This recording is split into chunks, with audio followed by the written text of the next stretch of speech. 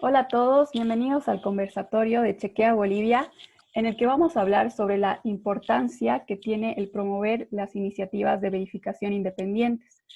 Para ello, hoy nos acompaña Mónica Cruz desde México. Ella es periodista mexicana, actualmente es productora senior de AJ Plus en español y coordinadora de AJ Plus Español Verifica. También formó parte del equipo multimedia de Verificado 2018. Ha trabajado como reportera y editora en la revista MX, Expansión, Univisión, Verne y El País en México. Y también ha cubierto temas de política, economía, narcotráfico y viralidad en Internet. Estudió una maestría en periodismo en la Universidad de California, Berkeley. Bueno, Mónica, muchas gracias antes que nada por compartir este espacio con nosotros.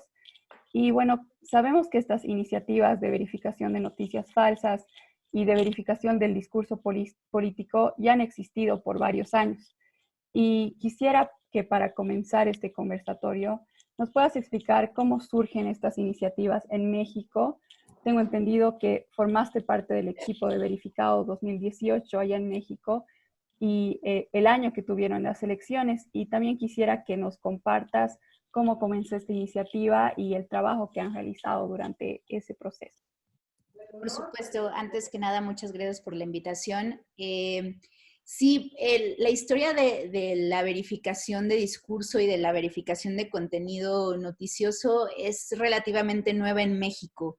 No tenemos una historia muy extensa de iniciativas de verificación en el país como quisiéramos.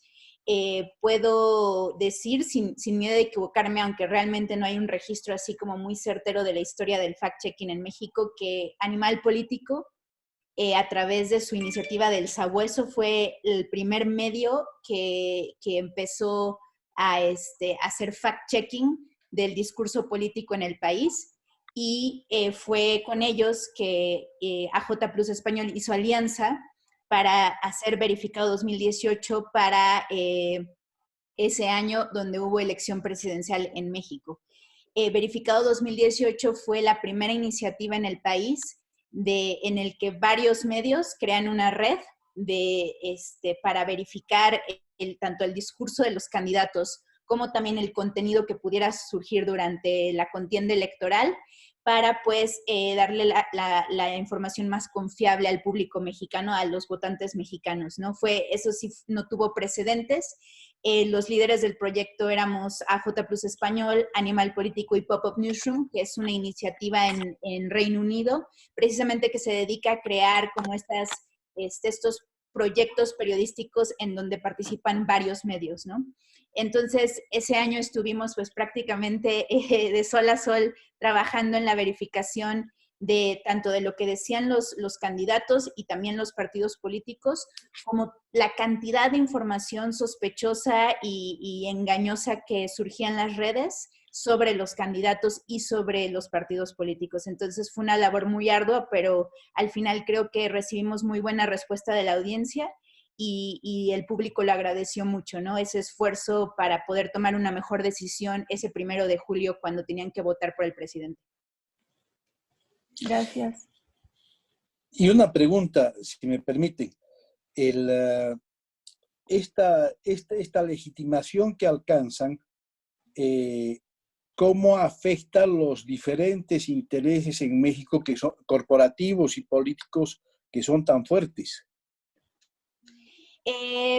Afortunadamente, los que liderábamos el proyecto en México, no teníamos de alguna manera un problema de conflicto de intereses por los dueños de los medios en los que trabajamos, ¿no? Animal Político siempre ha sido un medio independiente en México, que no depende de una gran empresa, un gran conglomerado mediático, perdón. Y luego AJ Plus Español sí es de un gran conglomerado, pero Al Jazeera, que su sede está en Qatar, y que en realidad no tiene una conexión política o empresarial con México. Qatar es un país que es muy ajeno a lo que sucede en América Latina. Entonces, en ese sentido, pues gozamos de cierta credibilidad con nuestro público, y fue muy importante también que a la vez nosotros fuimos muy transparentes en nuestros procesos de cómo hacíamos las verificaciones, cuál era nuestro criterio para verificar cierto discurso de los candidatos, cómo hacíamos el balance de verificar parejo el mismo número de declaraciones de los candidatos sin tener que ser tendenciosos hacia uno o hacia el otro, y también ser muy transparentes sobre el financiamiento. Desde un inicio nosotros dejamos muy claro que parte del dinero pues venía de Animal Político, parte del dinero venía de Al Jazeera y parte del dinero también venía de Facebook y Google. Entonces creo que a través de esas medidas que tomamos para hacer lo más transparente posible fue que nosotros pudimos lograr esa credibilidad del público, y al mismo tiempo los candidatos tenían pues sí pues ese obstáculo de no poder de alguna manera deslegitimar lo que nosotros estábamos verificando, porque estábamos haciendo ese proceso de transparencia, y además todo lo que verificábamos venía muy bien citado con fuentes, con datos duros. Entonces cualquier otra persona que hubiera seguido el mismo proceso de verificación hubiera llegado al mismo resultado. Entonces eso también nos ayudaba mucho a que, sin importar quiénes éramos, la información estaba ahí y se podía comprobar, ¿no? Entonces creo que ese proceso que llevamos a cabo ayudó mucho a tener esa credibilidad, y al mismo tiempo a que los candidatos no nos trataran de tachar de ser tendenciosos, aunque sí sucedió, sí hubo acusaciones de los políticos, por supuesto, pero nosotros siempre nos pudimos defender a través de esa metodología transparente, ¿no? No sé si respondí la pregunta. Mucho. Gracias. Y bueno, con eso, entrando ya a lo que te has referido, se ve que el trabajo de estas iniciativas, y especialmente de Verificado 2018, debería ser uno imparcial, uno independiente, como has dicho, y sin tener que apoyar específicamente un partido político o alguna organización grande. Entonces, entrando a eso en específico, si nos podrías comentar sobre cuál es la importancia de que estas entidades verificadoras sean independientes y muestren esa independencia en su trabajo. Creo que es la misma importancia que en un escenario idílico tendrían que tener todos los medios informativos, ¿no? Todos los medios periodísticos tendrían que poder demostrar ese balance y esa neutralidad a la hora de hacer una cobertura política. Y no necesariamente que la gente diga, este es un medio liberal, o este es un medio pro Evo, o este es un medio pro Añez, ¿no? Sino que fuera un medio que simplemente presentara los hechos como son, ¿no? Por desgracia eso no sucede ni en Bolivia, ni en México, ni en ningún país, pero lo bonito de la verificación es precisamente eso, que independientemente de cómo sea la cobertura periodística de ciertos medios y su línea editorial, la verificación siempre se tiene que apoyar en datos duros, en datos que vienen de bases de datos, de estadísticas, de reportes oficiales públicos que la gente puede revisar también. Y entonces es muy difícil ahí que un medio verificador, por mucho que lo quiera, pudiera ser tendencioso. Sí sigue una metodología de siempre hacer ese trabajo de corroboración del dato duro, ¿no? Entonces, una vez que sigues esa metodología, es muy difícil decir, esto parece como muy tendencioso hacia cierta ideología política o hacia cierto partido. No se puede, ¿no? O sea, si por ejemplo, un candidato en México hubiera dicho que los índices de delincuencia subieron 32% cuando X candidato era gobernador de la Ciudad de México, yo en ese momento puedo corroborar si eso es cierto o no, porque tengo la base de datos para estudiarlo y saber si ese porcentaje es cierto. Entonces, probablemente si yo saco esa respuesta y digo, es falso lo que dice el candidato, la gente reaccione y diga, es que tú estás en contra de este candidato, ¿no? Eso pasa porque la gente pues tiene ese sesgo y es muy difícil como seres humanos nosotros siempre pensar así con total neutralidad, pero el trabajo de verificación así tiene que ser casi robótico. Entonces, por eso es muy importante que si se va a lanzar una iniciativa de verificación, se tenga una metodología en la que no debería caber ningún tipo de línea editorial o ideología política, ¿no? No cabe, no puede existir si se hace un proceso de verificación. Es, digamos, la forma de periodismo más pura que hay. Entonces, digamos que si se siguen las reglas que se establecen, por ejemplo, en el International Fact Checking Network de Poynter, no hay manera de que exista esta, digamos, esta tendencia política, ¿no? Y por eso es que los miembros de esta red internacional de verificación constantemente están evaluando cómo hacen sus verificaciones para ver si hay ahí una tendencia política, ¿no? Y si hubiera, por ejemplo, alguna denuncia del público de esta agencia verificadora está reportando las cosas mal, entonces esta red de fact-checking pudiera sacar a esa agencia verificadora de su red o quitarle su certificado, ¿no? Entonces, creo que en ese sentido, aunque el periodismo siempre tiende a ser muy ambiguo en cuanto a sus métodos y depende de mucho de cada medio, creo que en la verificación sí hay una metodología bastante concreta que si se sigue, se verifica, no hay un espacio para la duda, ¿no? De qué, en cómo se inclina la balanza política en ese sentido, ¿no? Mónica, me gustaría a mí hacerte un par de preguntas justo a propósito de lo que has mencionado. La primera, en el tema de, no sé, desde tu experiencia de verificación y en contacto precisamente con estas redes internacionales de verificadores, si alguna vez se ha registrado alguna alianza entre alguna instancia o alguna iniciativa de verificación con los gobiernos. Y la segunda consulta que te quería hacer es si es que, o sea, ustedes verifican el discurso y en procesos electorales, como nos estás mencionando, suele ser un tanto complicado. Entonces, no sé si podrías darnos quizá algunos tips así súper cortitos de cómo poder hacer este equilibrio de la verificación del discurso, no solo atacando un candidato o verificando el discurso de un candidato, sino hacer el equilibrio entre todos, ¿no? Claro, sobre las alianzas con el gobierno, por ejemplo, en Verificado 2018, lo que hicimos antes de iniciar el proyecto fue ir con cada uno de los candidatos o de los asesores de las campañas de cada candidato y decirles, vamos a hacer esto, vamos a hacer este proyecto de verificación del discurso y ustedes tienen dos opciones. O colaboran con nosotros y nos abren las puertas para que cualquier duda que haya sobre X candidato, ustedes nos respondan rápido y nosotros podamos tener la información para darla, o nos pueden bloquear y nos pueden dar el avión y nosotros vamos a tener que investigarlo por otro lado y eso probablemente puede ser desventajoso para ustedes.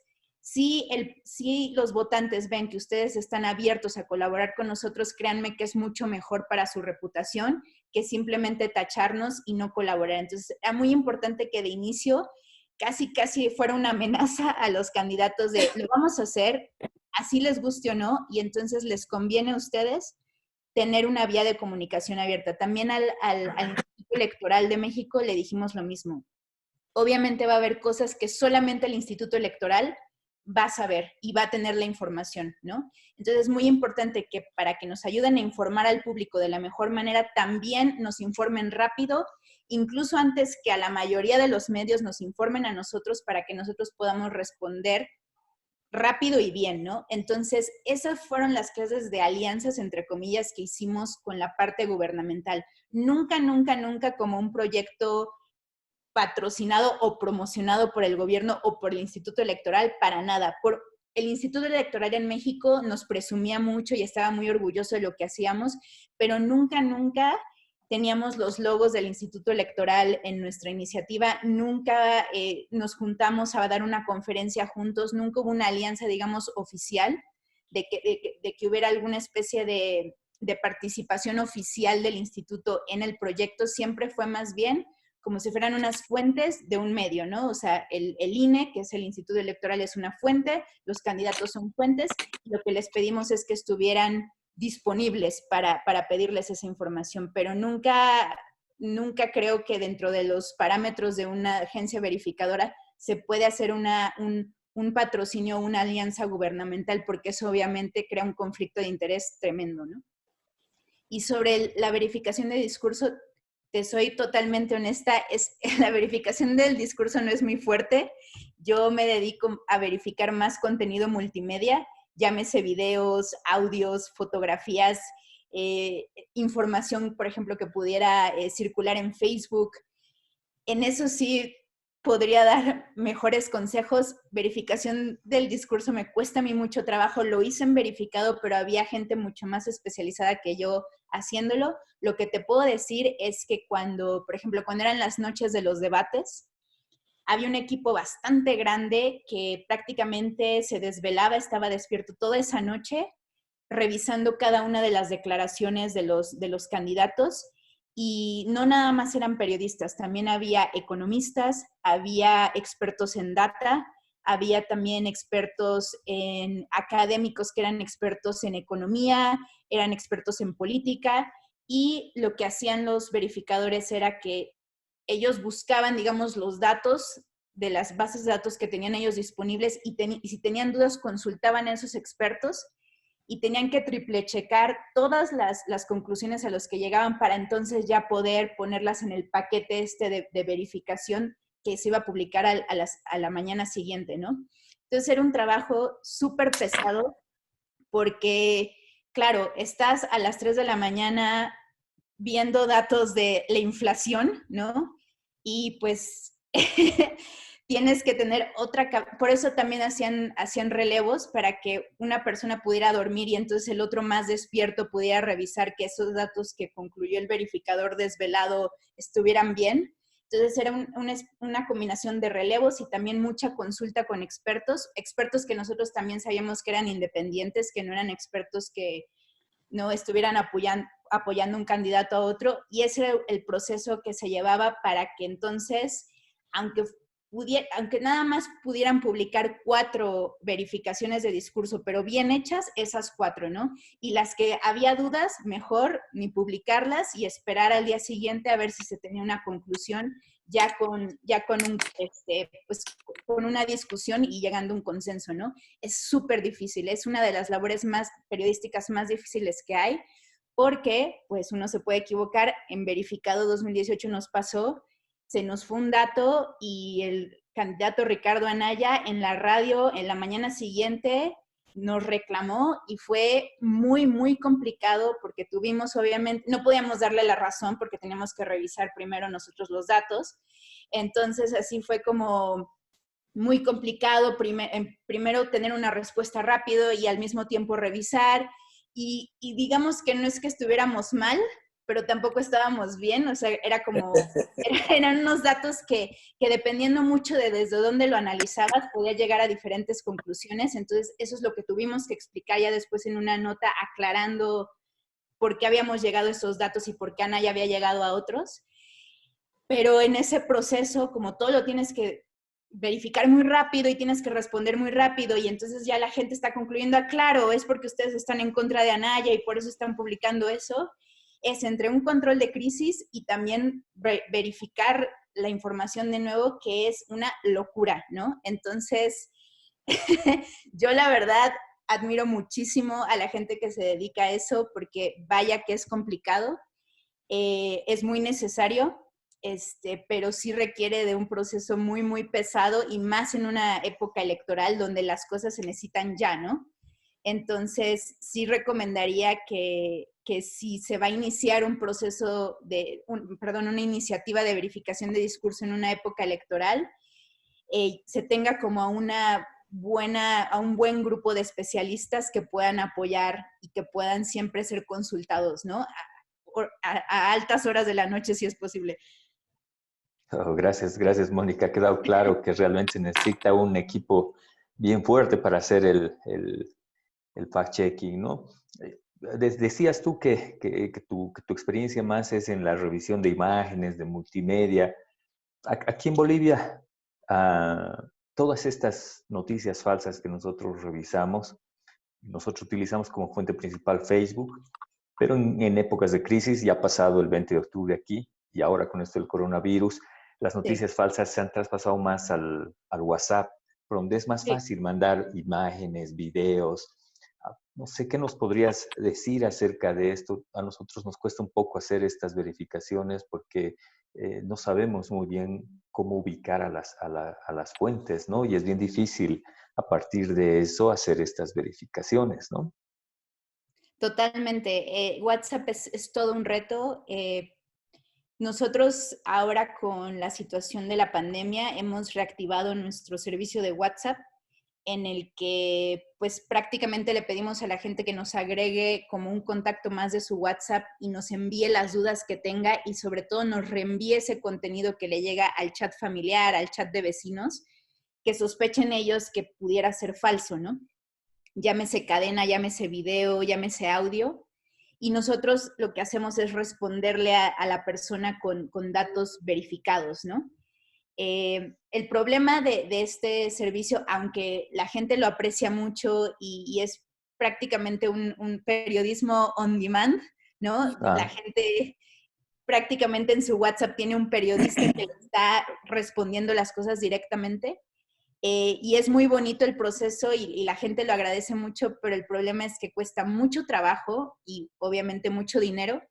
Y también no se sabe nunca el impacto que tiene, porque es WhatsApp es una red social cerrada en donde nosotros no podemos saber a dónde llegan nuestras verificaciones, ¿no? En Facebook, por ejemplo, pues podemos ver el número de compartidos, en Twitter podemos ver los retweets, en Instagram podemos ver también los likes, ¿no? Entonces, esa es una manera en la que nosotros podemos decir, ¿no? La gente está respondiendo a esta verificación, pero en WhatsApp no hay manera. Una verdad. vez que mandamos la verificación, se va al ciberespacio y puede ser que llegue a mucha gente o puede ser que se quede simplemente en ese usuario que nos pidió la información. Tenemos como indicios, por ejemplo, de que de repente los mismos periodistas aquí de AJ Plus dicen, ¿qué creen? Que mi abuelito me acaba a mí de reenviar la verificación de ustedes. Entonces quiere decir que estás pasando por una especie de círculo, de ciclo, porque mi abuelito no sabía que yo estaba trabajando en esto, ¿no? Pero eso no es una evidencia científica de Sí, nada, sí, sí, ¿no? sí, Simplemente sí, nos debe sí. sentir bien de que el abuelito pues está reenviando nuestro contenido, pero al final del día, pues sí, es un misterio qué tanto podemos nosotros ayudar a la desinformación en WhatsApp, pero lo que hemos concluido los verificadores que tenemos este servicio, sobre todo los verificadores brasileños, por ejemplo, donde WhatsApp es brutal la cantidad de información que circula por WhatsApp en Brasil y lo que dicen es, mira, no sabemos, pero hay que hacerlo. O sea, es mejor hacerlo y es mejor contestarle a la gente y es mejor lanzar WhatsApps nosotros con nuestras cadenas de información bien hecha que dejar que ese mar de desinformación siga ahí aumentando en WhatsApp, ¿no? Entonces, si nosotros podemos por lo menos aclararle las cosas a 2 o 3 personas y esas personas pudieran hacer un efecto en cadena, es preferible hacer eso que no hacer nada, ¿no? Mm, A pesar de que no sepamos el impacto que podemos tener al final. ok, gracias. Gracias, Mónica. Y bueno, bueno, ha quedado creo que muy claro que las iniciativas de verificación como característica principal deberían ser independientes, ¿no? Realmente creo que incluso a nivel internacional, eso es en lo que se fijan estas organizaciones internacionales de fact-checking como International Fact-Checking Network de Pointer, que realmente estas iniciativas sean imparciales y sean independientes. Entonces, gracias, Mónica, por aclarar ese punto y por decirnos tu opinión sobre el punto. Y bueno, para ir finalizando un poco este conversatorio, quisiera que nos des tu opinión sobre cuál crees tú que es el aporte que brindan estas iniciativas de verificación a nivel mundial, específicamente ahora durante la crisis sanitaria que estamos viviendo por el coronavirus.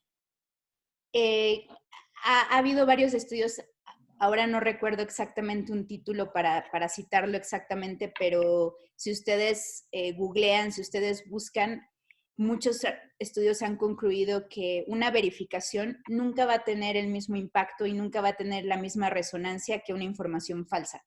Entonces, si sale un video modificado, una foto manipulada, esa foto probablemente va a recorrer el Internet mucho más lejos y con mucho mayor impacto que la verificación de esa misma fotografía. Eso no se puede cambiar, no podemos cambiar esa naturaleza de cómo viaja la información.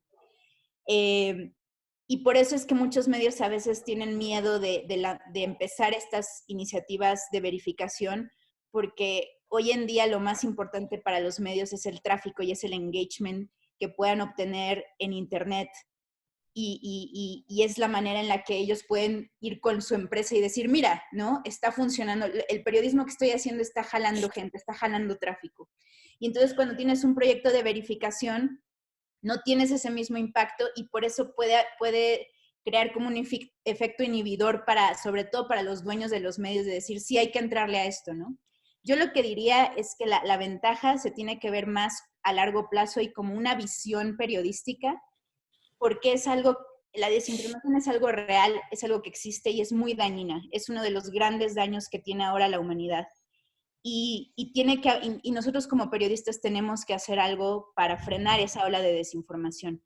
Tal vez no tenga un resultado monetario, lucrativo, pero yo creo que a la larga para la audiencia crea este sentido de seguridad de que sabe que va a haber un medio con el que puede contar y con quien puede confiar para revisar una información de la que sospecha porque la vio en redes, ¿no? Y por otro lado también, que es algo muy bonito que hemos visto nosotros a lo largo de estos años que hemos estado haciendo verificaciones en AJ Plus, es que creamos también una cultura de la verificación con nuestra audiencia. Tenemos un grupo en Facebook que ya tiene un poquito más de 3,000 miembros, en donde la gente puede también publicar información que considera sospechosa que vio en Facebook y nosotros, digamos, oficialmente, nosotros como verificadores, pues le respondemos si es falso, verdadero, engañoso. Lo que ha sucedido que es muy bonito es que ahora la gente también está verificando. La gente ha aprendido los métodos que usamos para hacer las verificaciones y ellos mismos están, ¿no? Analizando los titulares, están viendo las fuentes, están viendo si esa es una fuente confiable o no, están checando si en Google hay imágenes iguales a las que ellos encontraron para ver si están sacadas de contexto o no. Están haciendo ese proceso de verificación y sobre todo están conscientes de que no todo lo que ven en Internet es real y que se necesita pasar por un proceso de revisión antes de compartirlo y antes de decir, ok, esto es información confiable, lo voy a compartir o lo voy a leer o lo voy a consumir. El crear esa cultura de la verificación es importantísimo para nosotros y yo creo que ese es el efecto más importante que han tenido estas iniciativas, no nada más la nuestra, sino todas las que hay en América Latina. Ese es el gran valor agregado que tienen estas agencias verificadoras, el que crean en la gente este sentido de alerta, de que no todo lo que ven, no todo lo que encuentran en redes o en WhatsApp es verdad y hay que hacer un proceso de detente un momento, revisa bien la información y una vez que sepas que es cierto, entonces la compartes o entonces la consumes. Yo creo que ese es el efecto más increíble que hay y yo creo que esa es la razón por la que tenemos que continuar haciendo esto, ¿no? Justo, Si me permite, dale Juan, sigue. se me ocurre que estábamos pensando lo mismo, para decirte, Mónica, que es el proceso que estamos viviendo en este año.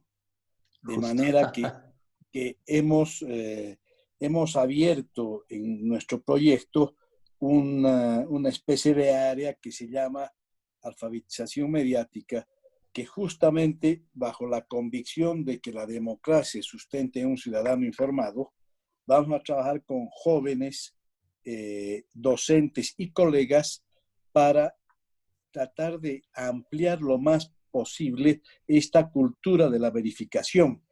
De hecho, ya hemos tenido, si memoria no me falla, porque no te olvides que soy de la tercera edad, hemos tenido 2 seminarios con periodistas, colegas periodistas de Cochabamba, creo que en ambos 70, sumando los 2, donde las chicas y Juan Carlos han dado un taller muy corto, sí, de 2-3 horas, pero que han sido seguidos por estos colegas. Hemos estado en 2 universidades, en la más grande, que es la San Simón de Cochabamba, con un grupo de estudiantes y docentes de comunicación, y con un curso de una universidad privada, y actualmente Juan Carlos lidera un módulo largo de 4 meses o 5 con la Universidad Católica, con estudiantes de comunicación sobre la verificación.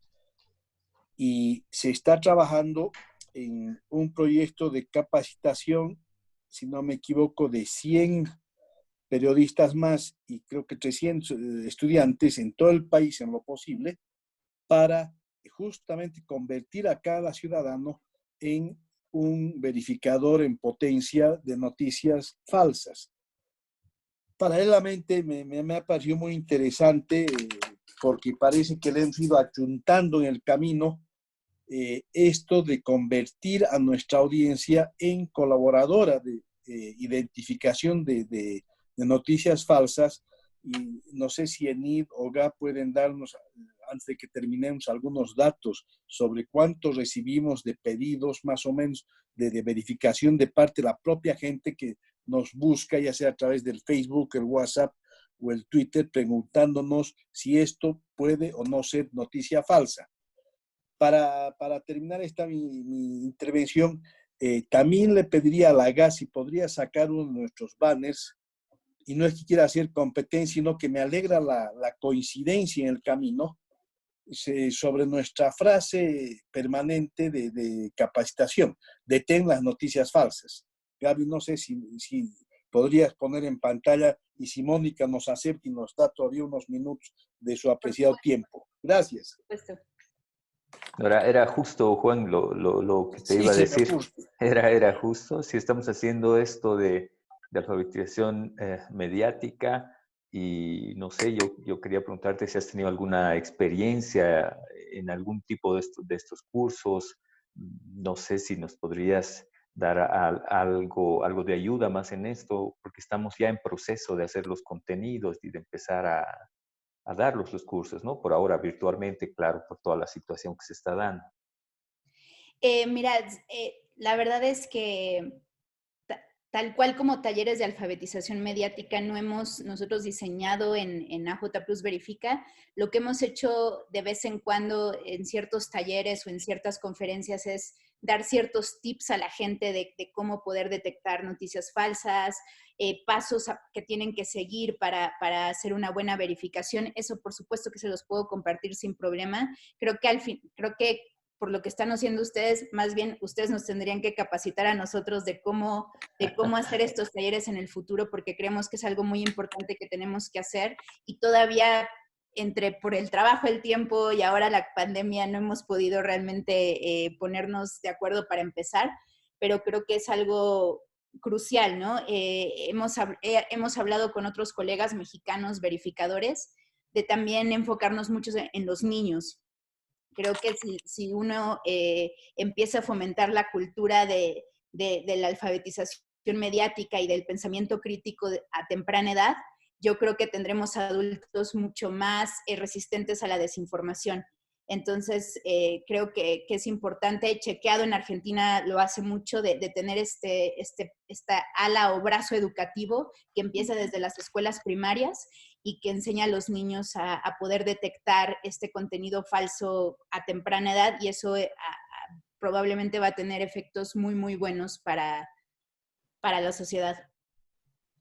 Gracias, Este gracias, es el Mónica. banner, uno de los Ahí, banners. ahí está el banner, Genial. ¿no? Dice, y donde está todos los contenidos. Entonces, Gaby, te doy la palabra para que termines la reunión si no hay nada más.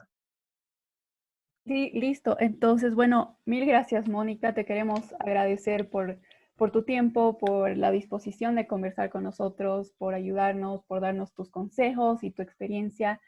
Y bueno, ojalá que esto se pueda repetir en algún momento, quizás hablando de otro tema. Y bueno, a todos los que nos están escuchando, les recordamos que nuestra invitada es periodista mexicana y actualmente es productora senior de AJ Plus Español y coordinadora de AJ Plus Español Verifica. Y les agradecemos a todos los que nos han visto y también a todos los que nos escuchan, y esperamos que también participen de nuestros próximos conversatorios. Muchas gracias.